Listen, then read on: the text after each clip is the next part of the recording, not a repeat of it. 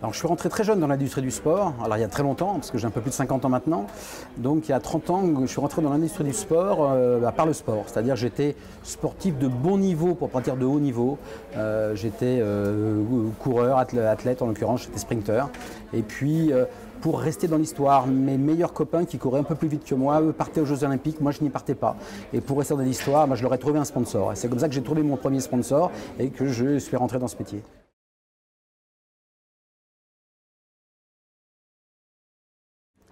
Alors entre le moment où je suis rentré moi, dans l'industrie du sponsoring sportif, il y a maintenant près de 30 ans, et aujourd'hui les choses ont changé. Donc à l'époque, il fallait surtout être un passionné de sport et avoir à gérer un peu le sens de la communication. Aujourd'hui, le sponsoring a changé et le sponsoring, on a vraiment besoin d'avoir de véritables techniciens des différents métiers. En gros, finalement, c'est du marketing appliqué à une passion.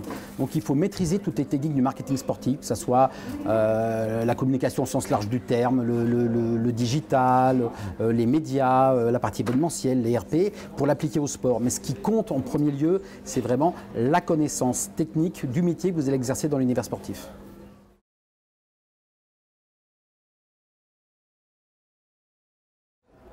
Alors Sportlab, c'était l'histoire de plusieurs rencontres. Il y a eu des rencontres très tôt, alors avant même que naisse Sportlab, j'ai eu une rencontre importante. J'avais rencontré Jacques Ségala par hasard sur la plage au Sénégal alors que je montais une course à pied en Afrique.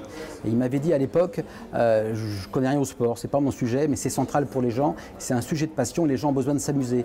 Donc ce marché, le sponsoring sportif va marcher parce que les gens sont passionnés de sport et que c'est certainement l'un des moyens entre guillemets qui fédère le plus de gens au monde.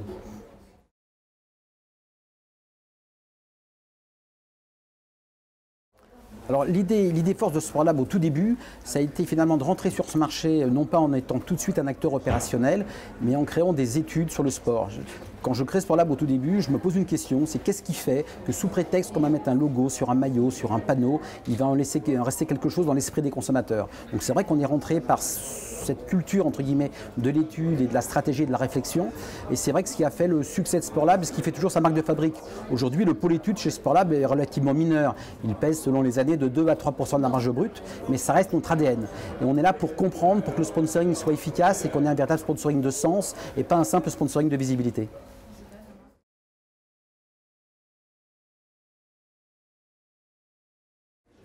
Alors pour réussir dans l'industrie du sport, il faut deux qualités. Déjà, il faut bien maîtriser le métier qu'on va exercer dans le sport. Et ce métier est différent si on est régie, si on est conseil, si on travaille dans le digital, si on fait du média ou de la création. Mais ce métier il va aussi nécessiter une formidable implication de l'univers du sport. Entre guillemets, votre client, quand vous travaillez dans le sport, il y a de grandes chances qu'il ait lu l'équipe le matin, qu'il soit au courant de... Et si vous êtes capable en même temps de faire votre métier techniquement correctement, de lui apporter les 2-3 anecdotes qui vont lui faire vivre le sport par la petite porte, vous avez plus de chances d'emporter son adhésion.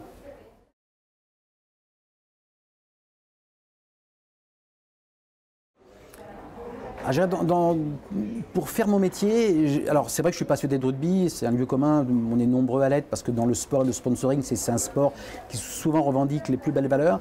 Mais ce que j'aime bien dans l'idée du rugby, donc de l'entreprise qu'est Sportlab aujourd'hui, c'est que dans le rugby, il y a des petits, il y a des grands, il y en a qui courent vite, il y en a qui sont puissants, il y en a qui déblayent le terrain pour les autres. Et puis surtout, on réussit jamais seul. Et ça, c'est une vraie force du rugby, c'est une vraie force de ce que doit être une entreprise aujourd'hui. Et ce qu'est Sportlab, c'est que vous avez toujours, quelle que soit la problématique qui nous est posée, une équipe multidisciplinaire qui va travailler pour vous, parce que toutes les compétences sont importantes.